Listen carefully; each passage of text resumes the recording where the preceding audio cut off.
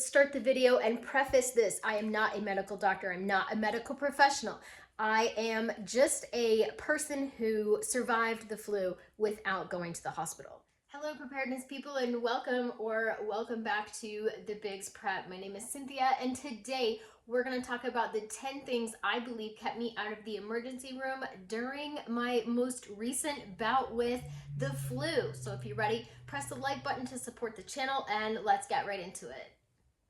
Quick overview for everybody. I just wanted to show off the 10 things before we do it. It has been a solid week now that I have been under the weather. I am starting to feel a little better this morning particularly, and my appetite kind of came back last night. I have to say this is the sickest I have been in a really long time.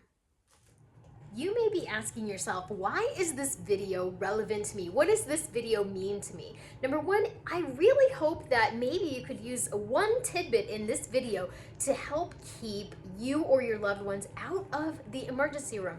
And number two, the biggest takeaway that I learned is people must be cross-trained in your group. So if you're the main cook and you go down, how are you gonna eat? And in our group, I'm the main medic. So I went down, and without proper training, Mr. B would never have been able to take care of me. And those are the relevant takeaways from this video that I hope you get. The number one thing I believe kept me out of the emergency room was ibuprofen. I had an insane fever of 102.6. I made it to work on Wednesday morning just long enough to grab my computer, and then I came home, and immediately on my drive home, the fever started. It was insane. I did let my fever burn for a little bit just because I believe that fevers are your body's natural response to getting stuff out of you. But once it got up into the 101.9, 102 range, I started taking ibuprofen. I didn't want my fever to get too high, and I have to tell you, Wednesday by noontime, I was completely delirious and really not feeling well. The next thing I believe kept me out of the emergency room is ice packs. I was able to ice pack underneath my armpits and bring my fever down once it got to a point that I felt was pretty dangerous. The ice packs definitely helped, and of course, when you have a super high fever, you need to make sure that you don't bring it down too quickly. But along with that fever came body aches, and they were just out of control. I know it's gonna sound silly, but a rag on your head, that was the most amazing thing. Just a cold cloth on the head with these, so good. So there's the first 3 things I believe kept me out of the emergency room. Had I not been able to get my fever down, I don't know what would have happened. I certainly don't. I mean, I'm over 50 now. I am a healthy female. However, you don't want to play around with a high fever like that. The next thing that kept me out of the emergency room was this thermometer, and it is beat up, and it came from the Dollar Tree, and it is old, and the cap's missing because Tater took it. But this lets me know how high my fever actually is. So I'm loving the fact that my first 4 items can be purchased at Dollar Tree or Family Dollar or pretty much anywhere that's accessible. Does not cost a lot of money, and definitely the basics for being at home sick. Before the fever even started, I had pretty severe vomiting. I could not keep anything down. Tuesday night, Wednesday morning, I was already dehydrated and not being able to keep anything down, which was a little scary. Which brings me to my next item, candy. And you guys, you know, we joke about me prepping the candy and all that stuff. However, these were a lifesaver because I could not keep any liquid down. I couldn't keep anything down, but I was able to at least give my body a few calories and keep my mouth nice and fresh, keep that, you know, liquid going. Basically, I sucked on hard candy and the ice cubes until enough liquid would gather in my stomach and I would puke that up. However, puking up sweet candy liquid is not kind of as bad as just straight whatever. Oh, it was awful. I was very scared of getting dehydrated. So combine a high fever with dehydration and no food being able to keep down, I think these saved me. Also during this time, I felt very short of breath. I felt like I could not breathe. I couldn't get, I was very short of breath. I could not get a full breath in. And I don't know if that was from the fever, from the dehydration, from the vomiting. I really don't know why I felt that way, but I'm going to tell you something. It was super scary. I have this. I got it on Amazon. I am not sponsored by any of these products, by nothing. I am not sponsored by anything.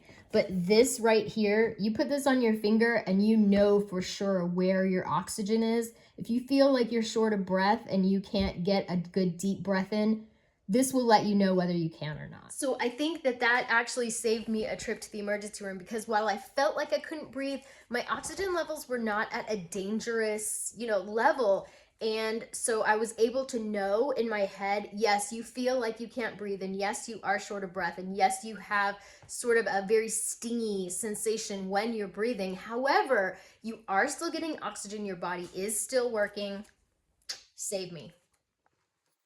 I know some of you have some mixed feelings about essential oils. I love essential oils, and I did have these burning the whole time. Bergamot is shown to kill flu germs in the air. And then this was fantastic for my sore muscles after throwing up for 2 days.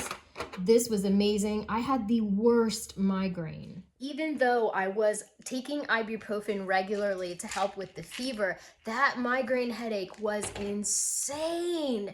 And I do believe that's probably from the fever. However, man, it was nuts. One thing I did do was sleep. I slept a lot. I slept for 3 entire days. I did not work.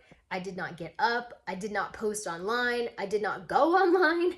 It was a complete and utter blank out of 3 whole days. Then the congestion started. I was able to put this on my feet. I was able to put it with socks on. I put it on my chest. I put it on my head just to try to help get some of that congestion out of there, because instantly, as soon as the throwing up part was over, the heavy cold symptoms set in.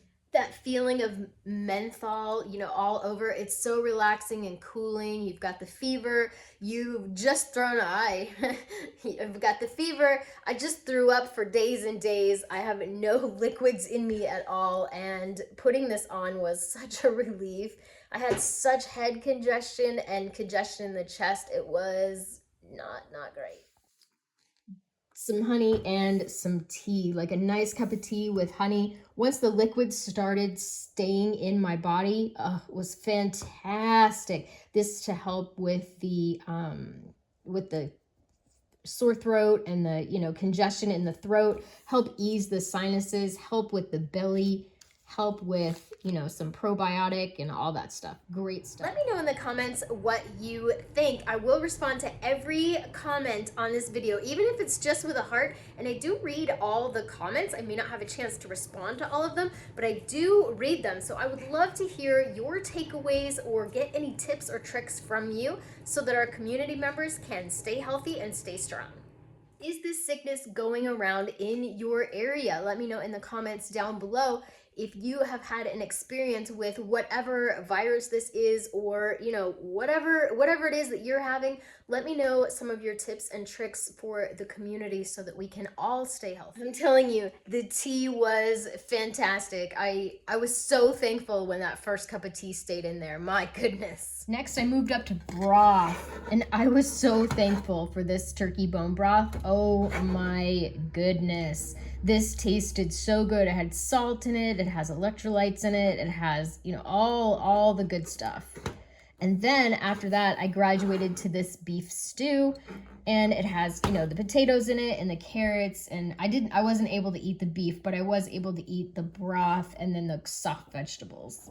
So thankful that I had canned all of this soup and broth. And you know what? If you don't can and you don't have, soups and broths on your shelf, make sure that you get some Progresso or just some broth or whatever, because it was so good, so amazing. And last but not least is the nebulizer with the silver. I'm doing this still now. I'm doing the nebulizer with the silver in it just because I want to make sure that we get the rest of these germs out of my body. I'm trying not to go on antibiotics, but I don't know if I'm going to be able to do that or not. The sinus portion of this at the end is pretty crazy. I have several friends that have ended up in the emergency room and even checked into the hospital at this point with this viral thing that's going around Central Florida right now. It is a nasty, nasty bug, and I am optimized. I am, I am a really healthy person. If you're a diabetic or, have some sort of health complications, I can see definitely where a trip to the hospital would have been necessary. And honorable mention, I love these drops. I'm not sponsored by these drops. I am not a doTERRA rep. I don't have anything to do with any essential oil companies, but I love these. Anytime we get sick, I've used these for years to help break up nasal congestion and just overall help soothe the throat. I love these things. So there we have it.